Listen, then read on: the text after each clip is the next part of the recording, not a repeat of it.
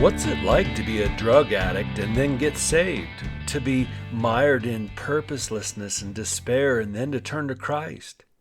Does one instantaneously get freed from the power of drugs? In my conversation today with Miles Galla-Rini, we will listen to him talk about how he came to faith in the living Lord and how he works diligently to use his opportunities and spiritual gifts and location in life to the glory of Christ Jesus and his mission, and how Miles uses his business for the purposes of the gospel. You're going to enjoy this firsthand report. You're going to be blessed for the listen. But first, thanks for deloading the you guys. Today is the first episode of my 9th year of casting the pod.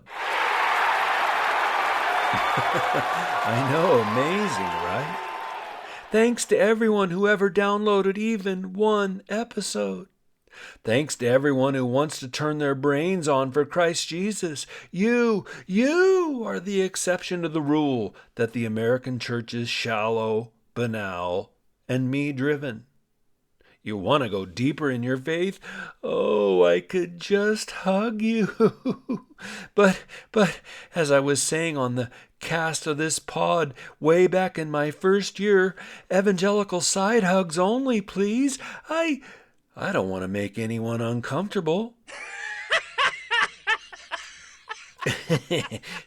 Hey, thanks to everyone who ever sent me a book suggestion, a video clip, or a podcast for my consideration. Thank you for everyone who's given me honest feedback.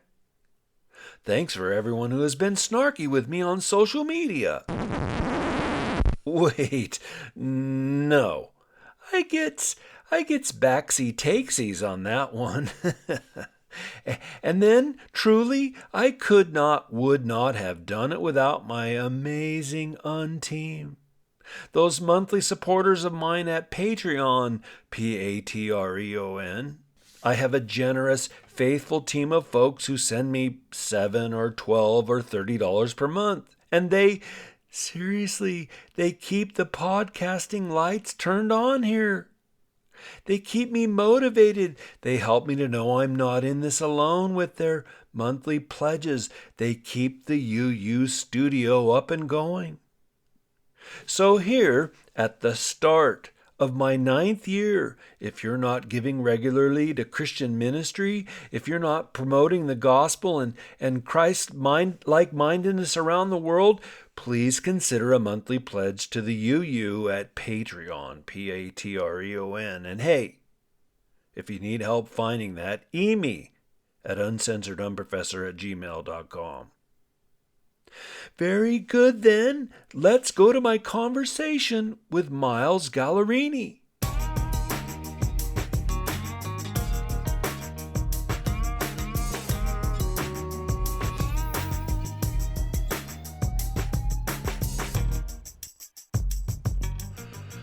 I'm delighted today to have Miles Galla-Rini with me. Miles and his roofing company have been sponsoring the Uncensored Unprofessor for years. So, Miles, welcome to the show. Thanks for coming on.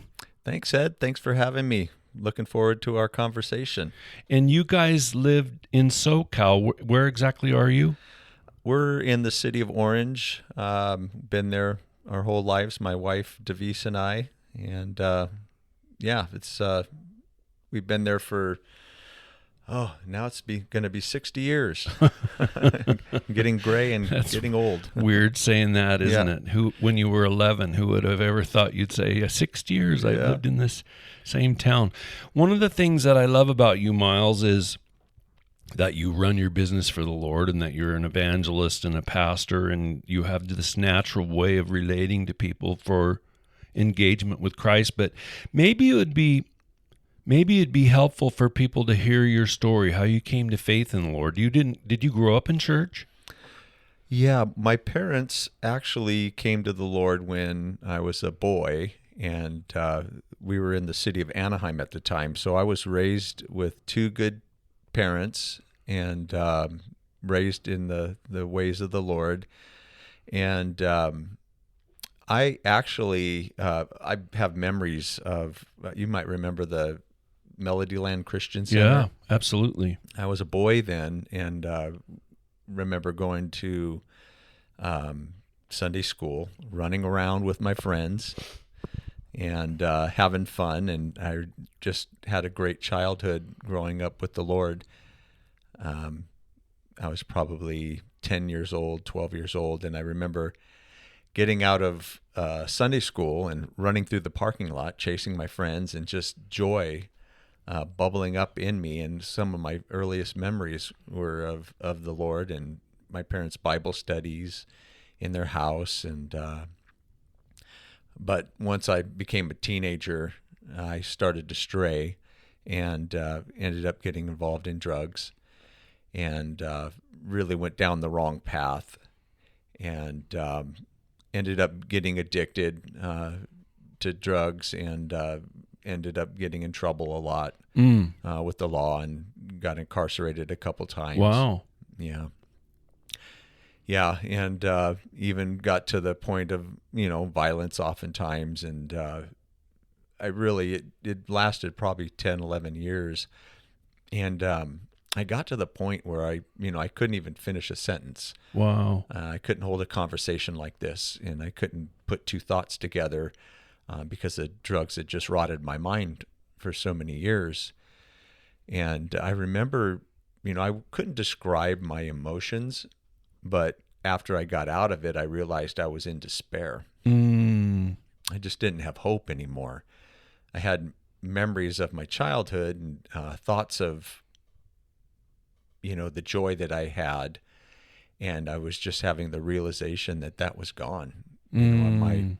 My habits and the patterns of my life had changed so much that I knew I couldn't get back to it. And I remember some of the times that I got in trouble, I would get ordered to go to AA because I had the drug addiction and the alcohol problem. And so I would go to AA meetings. I'd have to do a certain amount, to satisfy the court. And I remember once going to an AA meeting in Anaheim, and the guy that ran the meeting, I was probably 15 at the time, he gets my card to sign my card, and he says, "You don't want to be here, do you?" And I said, "No."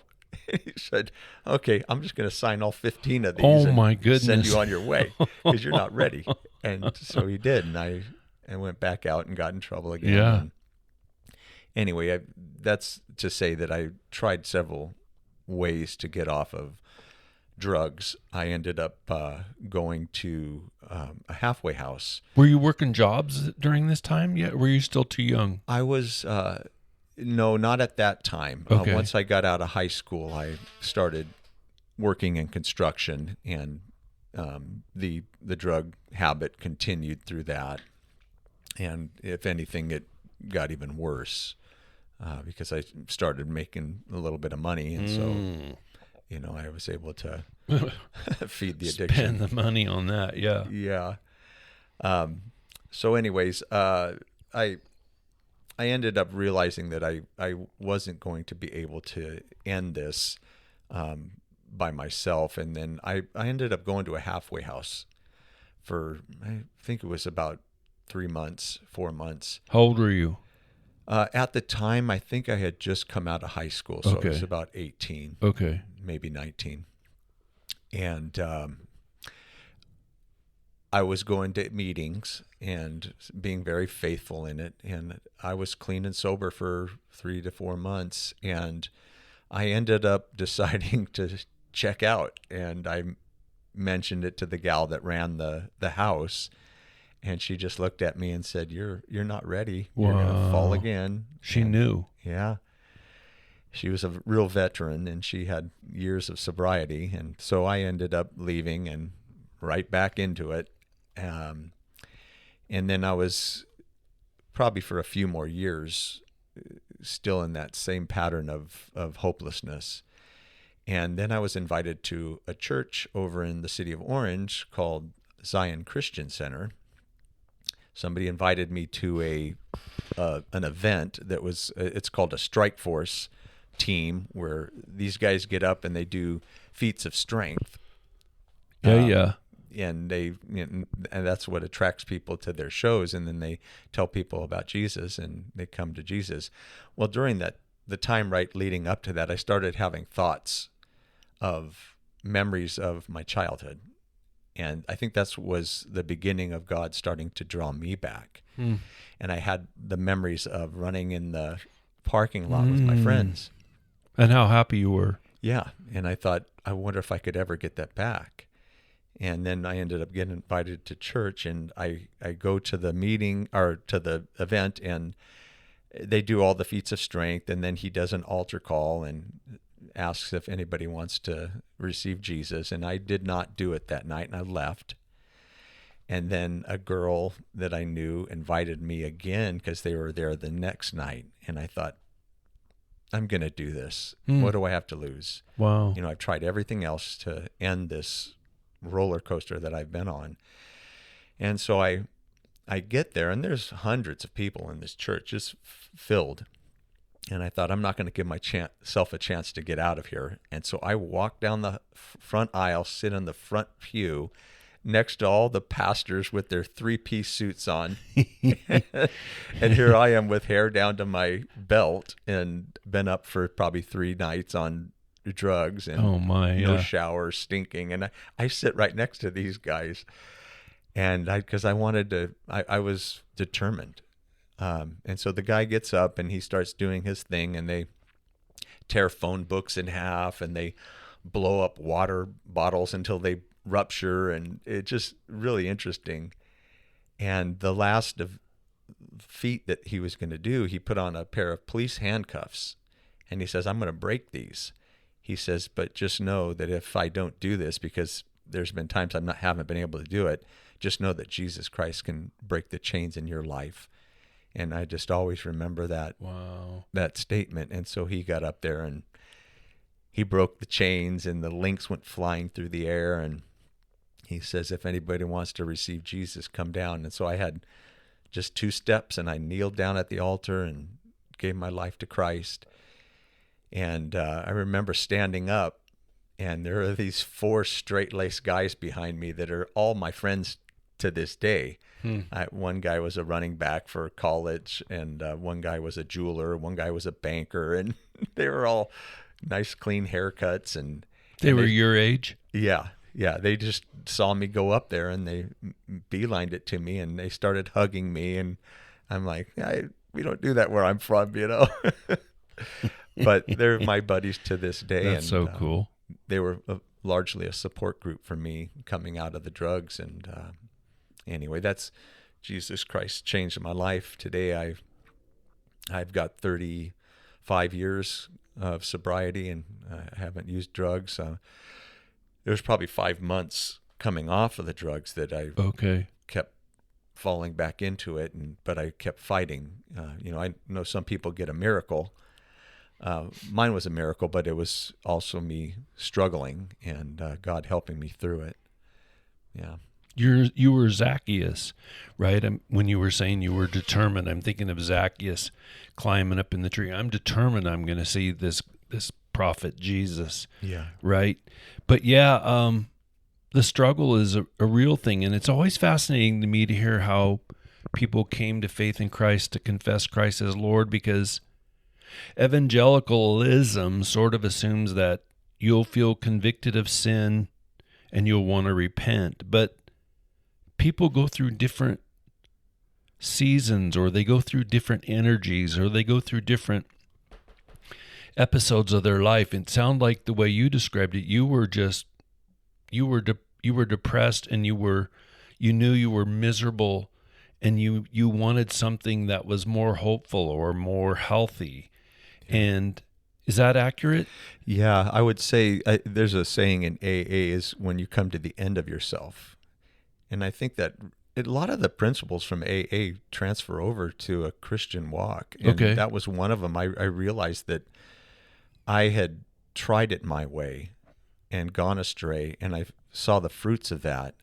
And, the despair was so real, and the realizing that I had no hope, the direction that I was going. It just created a real pathway for me to. And your story, I think, is both an important and a timely one, because today's society, our culture, is so racked and wrecked with despair and boredom, ennui, boredom, purposelessness.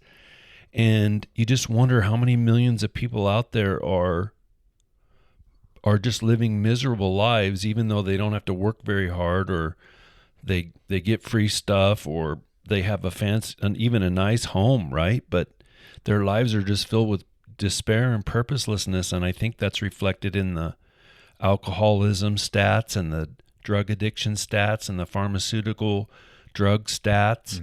Mm-hmm. So yours is a powerful story about redemption. Yeah. Wow. There's not. We were in small group on Tuesday night, and we were just talking about, what do you have outside of Christ? I mean, you just look out at the cosmos, and there's just nothing. Yeah. And it's all so, we're in what do they call it? A privileged planet. Yeah. We got it so good here, and that's because God has, made this environment for us to thrive. And yet, what do we have if we don't have that relationship with our Creator? It is meaningless. Since my dad died almost 2 years ago, when other people you love die, you're confronted with your own mortality, right? And I've known the Lord for 50 years, 45 years, faithfully following him. But you look back across your life and you think, what matters? That really hit me with my dad. What of my dad's life matters, and what of my life matters? And I even talked about this on a show about, okay, what does my legacy as a professor matter? And a big realization was that actually a whole bunch of it doesn't matter. What really matters, and I'm not trying to be syrupy or sappy, but it really does matter what was for him and in him and through him and because of Jesus Christ, because of our Abba Father, because of the breath of God, the Holy Spirit. Those things are what he's going to remember and redeem and count worthy. And I don't know, you just you have those realizations where you're thinking, what is this all about? What is all this striving? What is all this time? What is this energy really about? And if it's finally not for him, and I don't even mean that like you have to be a pastor, it's just the realization that the only thing that's going to survive is what was done in and for and through him. Yeah. The eternal things matter. I've become a grandparent about 7 years ago, and it's really changed my life because I see the value of my input into their lives because they're eternal, whereas the work things or the accomplishments or the bank account, that all just fades. It's going to fade. But the things for God and how we affect people, and how we live our life to glorify him, that stuff remains. Yeah. It's not vanity as Solomon speaks of it. Despaired, yeah. Yeah, just the other stuff's just chasing the wind. But I've had to adjust my life. I'm 60 now, and like I said, and I've realized that anything I've accomplished up to this point that is not eternal, it doesn't have the flair that it used to have. And when I'm with my grandkids now, they might want to draw or ride a bike, and that's more important than that phone call to that person that I need to make because I need to get that contract or what have you. It's wow. That the eternal has replaced that. And so do you think, because I've seen you over the years, and I think that I recognize spiritual giftings in you of evangelist, because you like your father-in-law could just talk to anybody and share Christ with them. So that's a real evangelist to be able to do that. But you're also comfortable as a teacher. When you look back over how the Lord brought you to him, how he saved you, your transformation, do you see or maybe it comes from your dad. I don't know. Where do you see those giftings flowing, or where they were rooted, or how do they spring up out of the way the Lord wired you? I think part of it is gifting. I totally believe in spiritual gifts, but I also think it's, what do they say, caught, rather than taught. Yeah. I witnessed 3 men in my life that really affected me. My Okay. dad was one of them. Okay. And you've talked with him, and Yeah. he loves the word. And Yeah. another one was Tom, as a pastor that, I was his associate pastor for about 20 years. Okay. And I just witnessed him in how he lived his life, and he was an evangelist. Okay. And then also David, you mentioned, Right. my father-in-law, and I'm not on his level as talking to people. He just, I love talking about the Lord, but I'm not a people person like he was. Yeah. There was a story that he told me one day, because he used to work for me a little bit, but I think he more used After it. he closed his business Yes. down. Yeah. Yeah, he was a contractor for 30 years. Yeah. And then he worked with me for a while, and I think it was just his avenue to witness to people. He would go to Starbucks and he'd say, God, who do you want me to pray for? And he would just walk right up to that person and pray for them. And he told me a story of a gal that he met in the morning, and she said, well, I need prayer for my sister and I were having a fight, and it's uncomfortable, and I want us to mend our relationship. And then he goes to another Starbucks in the afternoon and says, God, who do you want me to pray for? And he says, that girl. He goes, what can I pray for you about? And it was that girl from the morning's sister. Aching back. Yeah. But that's the way he Yeah. evangelized. And so I had those 3 men in my life that really affected So me. I have just one story that really always jumps out at me when I think about David, your father-in-law. Was we went into so I worked for him for 5 years in his flooring construction business, and we went to a job site. It was up toward LA. I forget if it was East LA or I remember it kind of being up there in that gangster area of South Central or something. Anyway, we walk into this construction trailer, and we had secured the contract, and the superintendent was on the site, and he was a really grumbly old guy. And we went in that morning and walked in the trailer, and David goes, hey, how you doing, Jerry? And Jerry swears the blanking day is off to a blanking bad start, and blanking. And David looks at him and he goes, do you smoke? The guy goes, yeah. And he goes, David says, you really need to give up those cigarettes. Oh. Now, this guy had just gone into a torrent of anger. Yeah. Like, I dare you to say something to me because I'm going to tear your head off right now, was the attitude I thought. And David goes, do you smoke? Yeah. And he goes, can I pray for you? And the guy goes, yeah. And I'm like, this makes no sense, because if I had said those exact same words to that guy, he would have swore a blue streak at me and said, get the blank out of my trailer. Yeah, there's the gifting. Yeah, he had the gift of being blunt, and people received it. I remember that. Oh my gosh, it was just amazing to watch, because people weren't threatened by him. No. Right? Yeah. They knew that he loved them. And even if he said something that, to my mind, would be like ill-fitting, they knew that he loved him. Right? Yeah. Just amazing Yeah. that he loved them. Yeah. Anyway, so you were an associate pastor for 20 years. You've led countless small groups in your home and elsewhere. Yeah, we,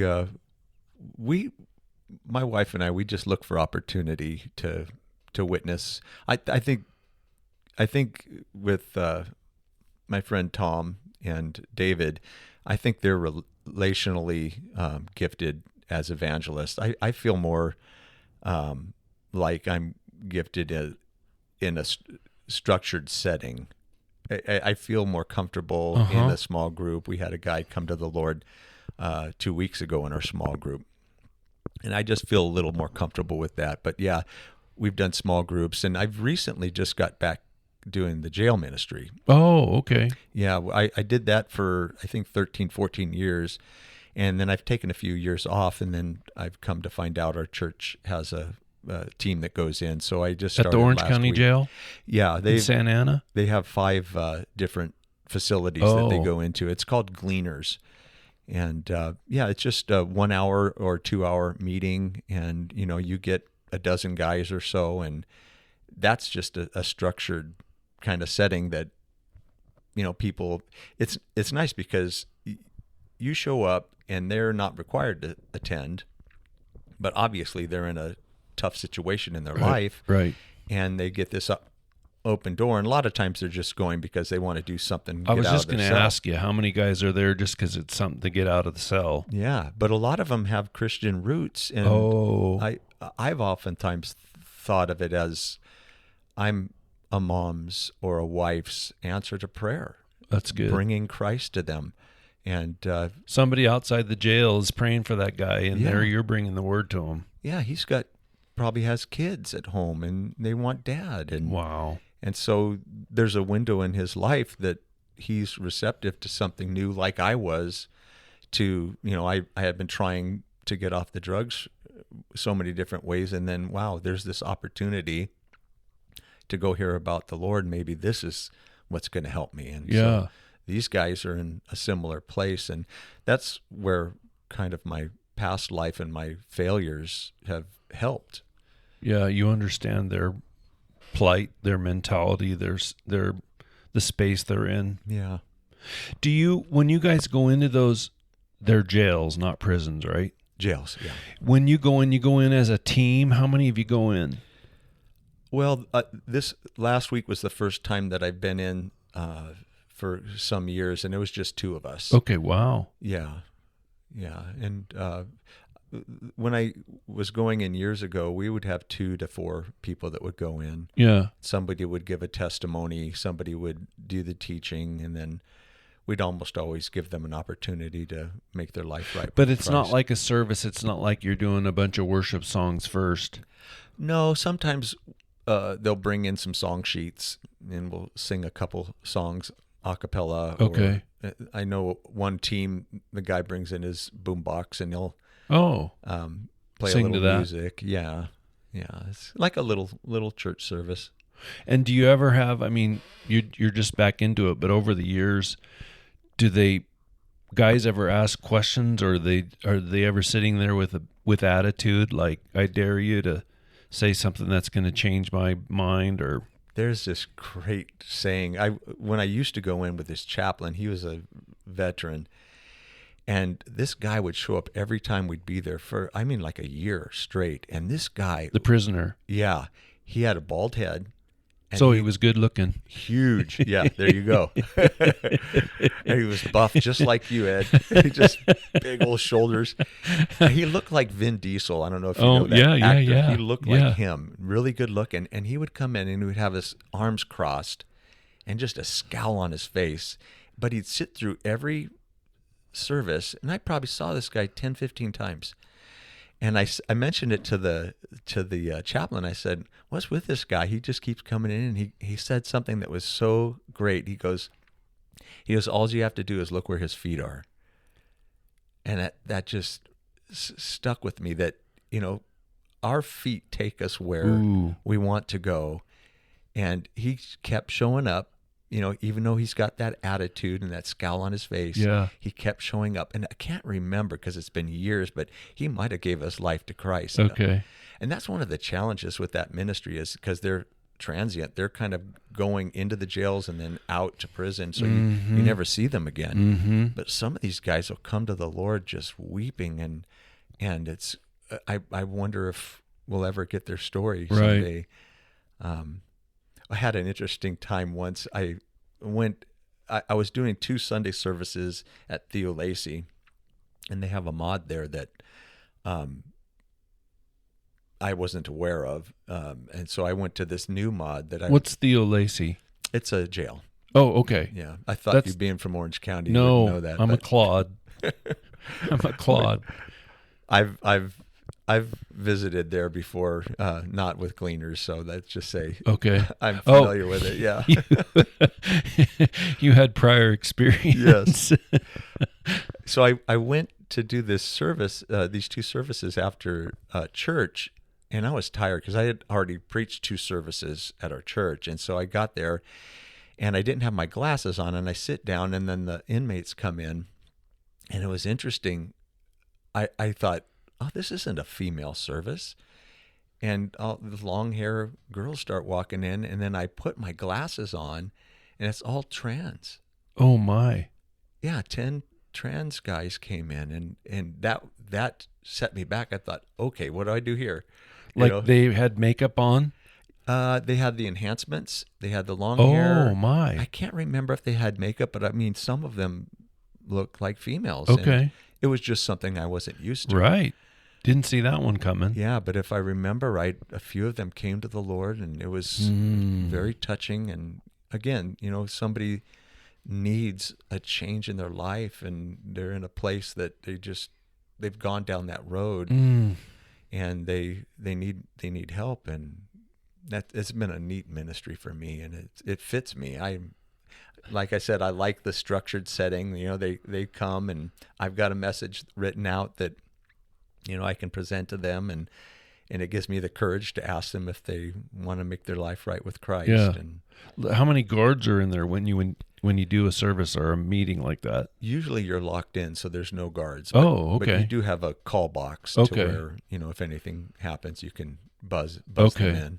Yeah. Just wondered about the practice of that. Yeah, and we've never really had any trouble. No threats or... No, but sometimes you'll get there and you can tell everybody's uneasy, like the guards are uneasy, and Sure. so you can tell something's been happening, and so Oh, yeah, you can kind of feel the tension. But I try to stay focused on why we're there. yeah. Wow, what a ministry. Yeah. Straight out of Jesus' lips, right? Yep. Visit those in prison. Amazing. And then when you do small groups at your home, or when you lead those, are those usually more like Bible-based, exegetical, or what how do you use those? We currently are doing. We go to Harvest Church in Orange County. That's Greg Laurie's church. And Okay. we've been only there for about 5 years, and we're doing a small group on at the church.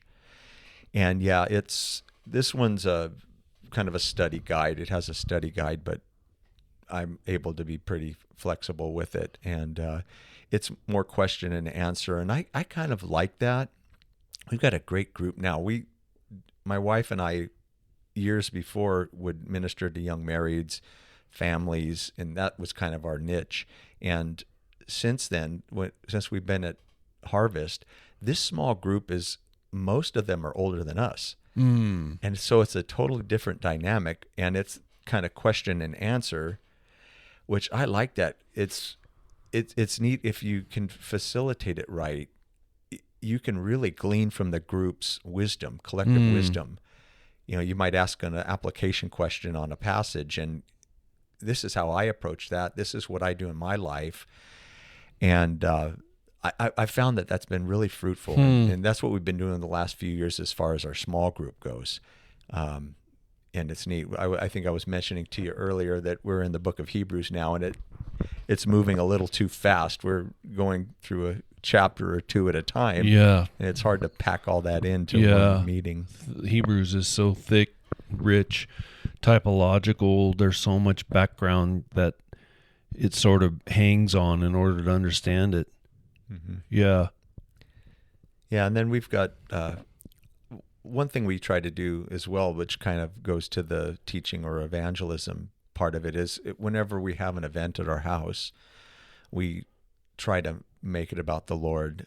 Even if it's a secular event, we used to do it with the kids' football and the sporting teams that would come When over. your son played football. Yeah. We would have prayer time, and I might even break out the Bible and just give a Bible verse if it was appropriate to the season. And so I figure, if people are eating my food, they can listen to my thoughts on. They can endure a quick The Lord. little homily on a Bible Yes. verse for a minute. Yeah. So one of the other things that I love that you and Devis do is you're very intentional with regard to your family, your kids and grandkids now. Yes. So you guys do these retreats Yes. or these these gatherings or vacations, or I don't know how you present them to the family. Tell us about those. Yeah, 3 years ago, I read a book on legacy, Christian legacy, and it really transformed the way I think about my role as a grandparent now. I like to describe it as I'm the good cop. Mom and dad are the heavy, Yeah. and we get to come in and, be the good cop and, oh, you need to listen to mom and dad. And, Yeah. Here, let me tell you why they do this. And anyway, Reinforce some structure and authority and yeah. order. Yeah. And we recently have been having to adjust our will. And so I thought, it'd be nice if, rather than just giving whatever we've accumulated over the years to the kids, to prepare them for it. Because you hear the stories of how someone gets a windfall of money that they weren't expecting, and it really derails them. Right. So that was the real background of our making the decision to start a family retreat. And we started it 3 years ago. And what we do is we will rent an Airbnb home somewhere that'll fit all of us. There's about 20 of us. Wow. Because we try to get my dad to come and Devise's mom to come. Okay. And the theme that I got from this book is that you're to teach values over valuables. That's good. Or to leave values over valuables. And so we try to make it about the Lord. And what we'll do is we have one of Devise's nieces come along to babysit so she can watch all the kids during the day. And we'll have 2 to 3 studies where we'll sit down and we'll talk about the Lord. We'll talk about parenting. We'll talk about family, and try to instill, biblical principles in our kids. And it's been really fruitful. And I think we're going to just continue it. Do they, when they're there, do the kids push back? Or, I mean, they know the way you're wired already, so they know that's coming, right? But do they chafe at all at the fact that here you're having this fun time and this wonderful gathering, but there's a focus to thinking about values together? Yeah, that's why we call it a retreat. And they'll try to overplan sometimes. And I say, remember, this is a retreat. This is not a vacation. But we do fun stuff. Yeah. We go to the beach. Typically, we'll meet, if we go for 4 days, we'll meet an hour a day. Okay. And usually right after breakfast so that we have the rest of the day that they can have fun. Okay. And we do make it about the kids. And I did a thing. The grandkids. Yes. So we got 4 families total of the kids. I've got 4 kids, and so it's 4 families. So what we've done is I'll do a cash prize for the best meal. And so I'll encourage them to make a meal. One gets a breakfast, and then the other gets a dinner. One gets the next breakfast and the other dinner. And then we'll do voting. And so we get a piece of paper, and you rate the meal's creativity, the meal's tastiness, and how fun. And so it is really fun. We get some good food and some exciting meals, and and they get a little cash prize at the end. How so we fun. try to make it fun, and because we don't want Christ to be boring to them, or it's like a duty for them to do. Right. Because the Lord in my life, He's changed my life, and He's given me everything back that I squandered in my life. And I don't want them to see it as just a tradition. It's something we do as a family. I want them to know that it's more than that. Yeah.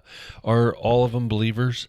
I mean, are they all, would you say? Yes. Yeah. Yeah, I would say they're all believers, and they're not pushing back when you're doing this hour during the retreat. Not at all. Yeah, not at all. They enter in, and they know the word enough to where they can hold their own. And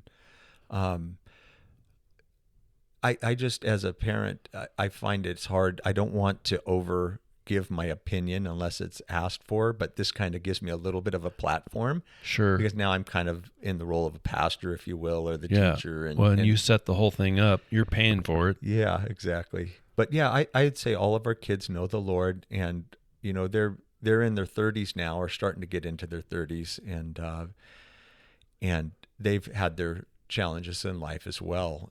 But I would say for the most part, they're through that, and they're starting to. Most of them have kids now, and so they're starting to see the reality of, well, this, I was taught this, and I see the value of it now, and yeah. That's cool. Yeah. No, that's beautiful. I love the intentionality. You're thinking missionally, even with regard to your family, right? Yes. And man, does our society, does our culture, does the church need that when, most churches hardly have Sunday school anymore or midweek service. When I was a kid growing up, we were in church 2 days a week. And if the evangelist rolled into town, you might be there 5 days a week. But it wasn't even just that. It was that we would have potlucks and there was a sense of community. Yeah. You knew everybody in the church. It was just wired differently. And I think it just shaped us more than to be plugged into a church. And you can go to a church today. I'm not trying to bang on the church, but I'm saying you can go to a church today where you're not necessarily being shaped the same. And the culture, the influence of the culture is so profound. Social media, the way kids are just taught to hate authority and hate their parents, it's just everywhere. And so I'm always thinking how to shape people and discipleship and making disciples. And you guys are being intentional about doing that with your families. Yeah. We try to make effort in whatever arena we're in, whether it's our neighbors or whether it's at church or at work, or family. And obviously it starts with family. That's the closest, right, circle that we have. And so I think it's the most important. There's just that fine line of, you kind of mentioned it, of being teachy or preachy, to where it's not enjoyable for them and they've already heard it from you. Right. But I think that's really when the prayer life comes in handy, because we've almost all of our kids, we've instilled in them the principles of Christ.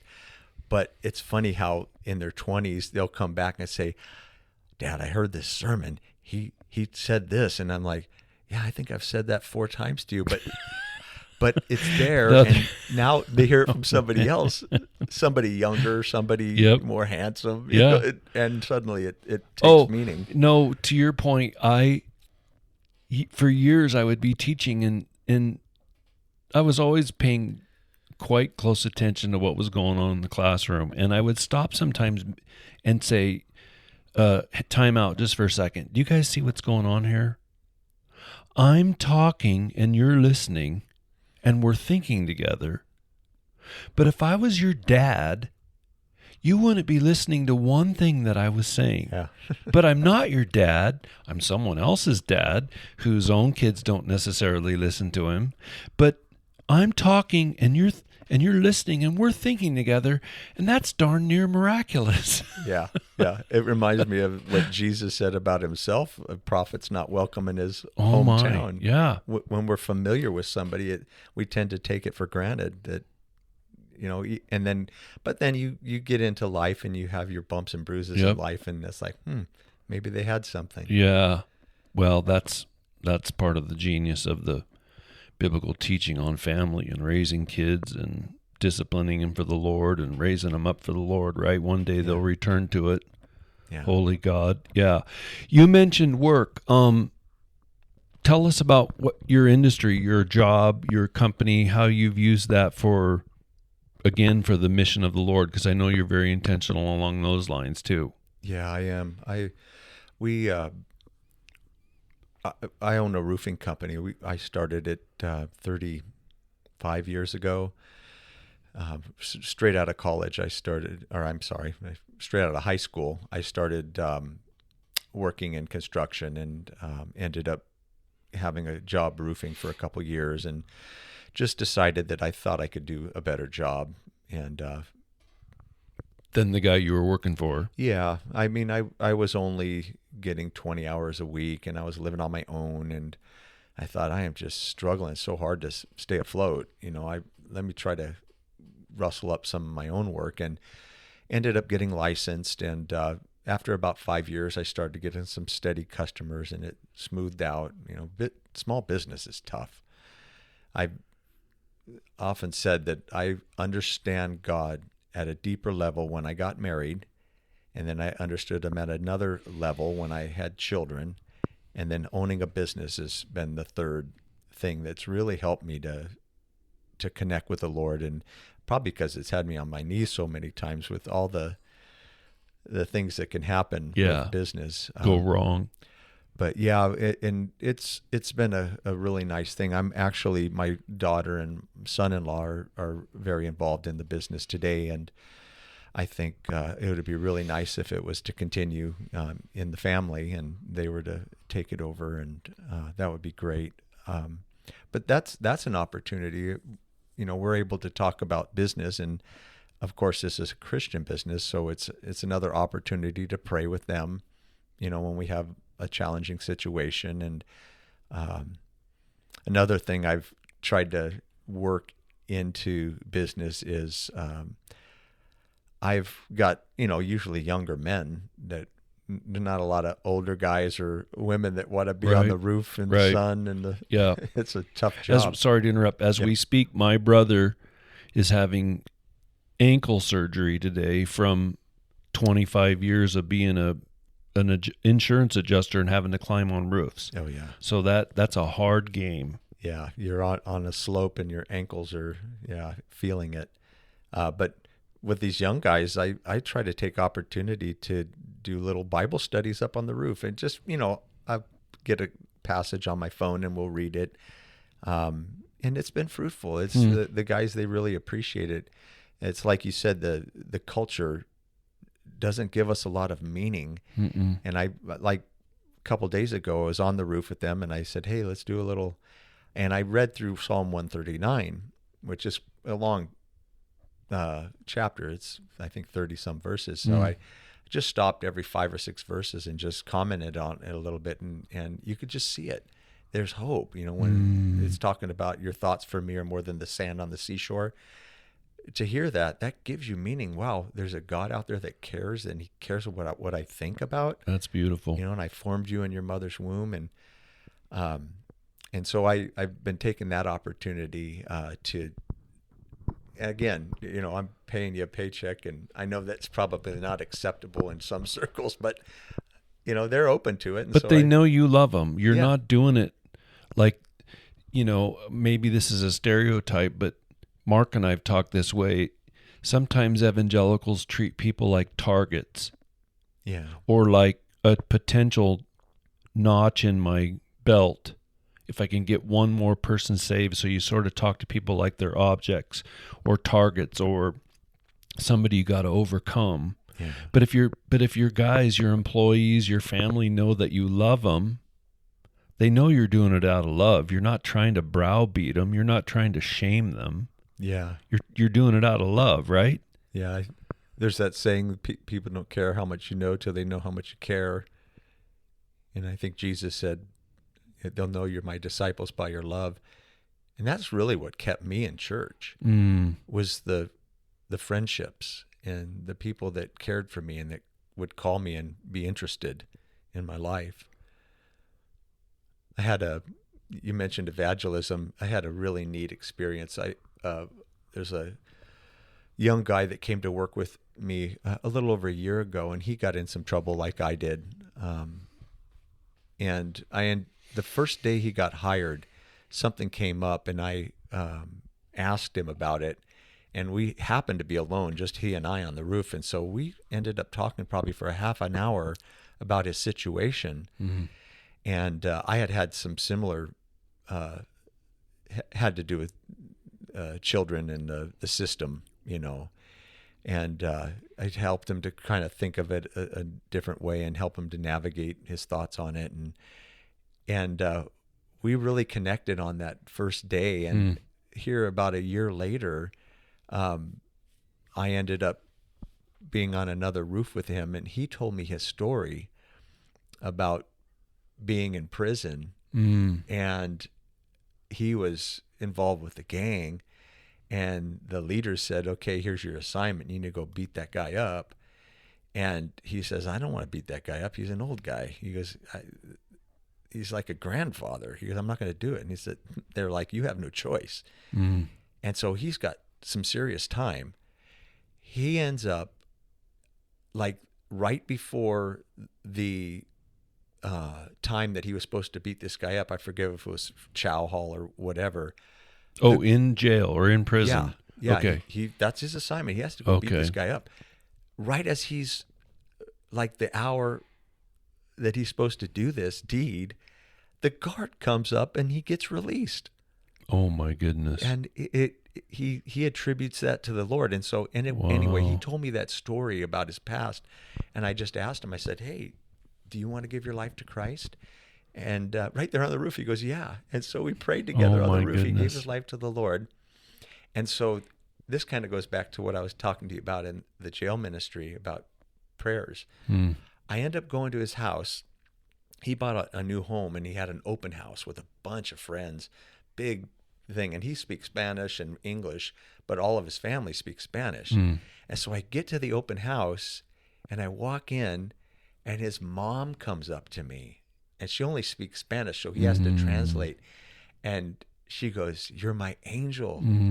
I've been praying for my son for so long. And because he's been telling her about, our connection. And it was just like, and that goes to the power of prayer of a parent. And kind of what we were talking about, somebody else says it, other than the parent, now it's gold.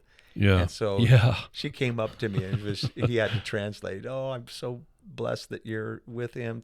Thank you for keeping him. And then his sister comes up. You don't know what he was like. Yeah. He had such a past, and now he's a different person. And, I don't know. But that's an amazing testimony. And I would say it affirms the power of prayer and also the importance of just being faithful. Yeah. Like you were faithful to be who you are in the Lord and share that with the guy, right? And you didn't know that he had a praying mom. No. But the Lord used all of that to work in the guy's life. Yeah. And it was God. And that goes back to gifting too, because I sensed it when we were on the roof the first time I met him. He mentioned something, and I just inquired about it. And I could just feel the Lord's presence. And our conversation was just steered in the direction that he needed it to go. And so there's a gifting, but there's also a willingness to ask the question. I oftentimes when I talk with somebody about the Lord, I get nervous because I know, it could go a weird way. Yep. I know that feeling. Usually once you get past that though, it's another question will come up, and then things will start to happen naturally. Not every time, but most of the time for me, it's once you get past that initial fear and you what will they think? In that courage. Then God kind of helps out. That's so cool. Okay, so I want to switch gears a little bit. One of the things that I admire about you, and I'm not saying this to kiss up or anything, and I mean this, Miles is a deep thinker. But you didn't go to college. No. You didn't go to college. No. So you haven't been content to just take whatever is the pat answer or pat approach. You guys need to know this. Miles reads like philosophers and historians, and you go back and say, okay, what did Aristotle really say? Or what was this section of history really about? What drives that in you? Because I think today I'm actually praying that the universities shut down unless they reconfigure, because they're destroying people and sending people to hell, right? Yeah. What is going on inside you that makes you want to go learn like that? Because the church really, really, really needs that. We need to be equipped that way. Yeah. Well, right when it came to the Lord, I think I mentioned to you that I couldn't finish a sentence. I couldn't hold a thought. But I knew I needed to start somewhere. And so I started reading the Bible, and that was an important part. But then I heard people, like you said, that were kind of well-rounded with their understanding of things. And I decided I wanted to start reading more. intuitively knew that I need to be reading. One of the kind of mentors of mine, I follow him in business. He said, if you read an hour a day, you'll be well rounded on a subject. If you read 2 hours a day on it, you'll be an expert. That's outstanding. Yeah, I thought it was good advice. And I read a book called How to Read a Book. Oh. By Mortimer Adler. Oh, my goodness. My father-in-law, Dennis McNutt, you know him. I He do. will want to give you a big hug and kiss for just mentioning that book. I actually mentioned it to him one time, and he said, oh, yeah, you need to come to terms with an author. And that was one of the main problems I had, because I started reading his list, the great books of the Western world, Mortimer Adler. In that book, recommended that. And so I started reading it, and I didn't realize that you need to come to terms with the author. You need to know what word he's using in the original language so that you can kind of follow him. Because I would read these books by Aristotle and just completely lost, but I am going to finish this book, but I still, some of the groundwork was laid to me kind of understanding things better. But I just wanted to be disciplined in my approach to learning. And in some ways, I think not going to college has been a blessing to me, but in some ways, obviously, it's not as good. I think if you go to school, you're almost like on a sports team to where you're all going in the same direction. You're working together. That's exciting. You're exercising that brain muscle. Yeah. Whereas casually reading it's different. You don't retain it, I don't think, as well. Right. But I've also realized that not having a formal education has helped me to kind of hammer out my own opinions and then go to the experts and see what they think on it, rather than, I think Jesus said, when a student is fully trained, he'll be just like his teacher. And so there's some value in having to hammer through the hard things yourself without hearing someone's opinion first and starting you down a road. That's so good. Yeah. And I know my listener knows this. I am all for education. I believe we need to be educated. That's part of being a disciple, part of being an adult. We need education. I'm not against education, but I'm against indoctrination. And I think the schools are too heavily indoctrinated today to help people truly how to think. They're really good at teaching everyone how to feel, but they're not very good at teaching people how to think critically. I have so many friends that have sent their kids away, and they're different people when they get back. Not to the good. It's sad. Not to the good. Yeah. Yeah. They go to, again, because I've said it on my show for years running, they go to a Christian school, and it's a double whammy because they're told that they're being taught to think Christianly when in fact they're being taught to think like neo-Marxists, but that neo-Marxism comes with a Christian bow on it, a Christian face on it, and then they're doubly bound because they think that this devilish, hateful, deconstructive neo-Marxism is Christianity. Yeah. And so they're twice the prisoner. It would have been better that they didn't go and just knew Christianity in a Sunday school version. Yeah, they just take pieces of Christianity and arrange it in a way that it doesn't look like the Christianity that Christ. Yeah, but back to you. You must be curious because people don't pick up books that other people are, like 90% of Americans, more than that. 95% of Americans don't want to pick up books and read them to try to understand the author. That's just not what's going on anymore. So there must be a yearn of curiosity or wanting to explore things or something. How would you articulate that? Yeah, I would say that it is a curiosity, and I'm pretty self-disciplined now that I've come off the drugs. It fits me to.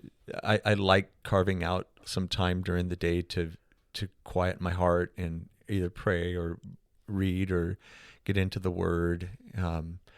So that it fits my lifestyle and my personality type. But I started out, the first book on the list, I think, it's the Bible. and then the Iliad. Wow. And for a young man, Yeah, I've reading never the read it. Iliad is just interesting. Wow. It's poetry, but it's also a story, and there's life lessons in it, and characters that are just fascinating. Here we are still reading it, 2,800 years Amazing. later. Yeah.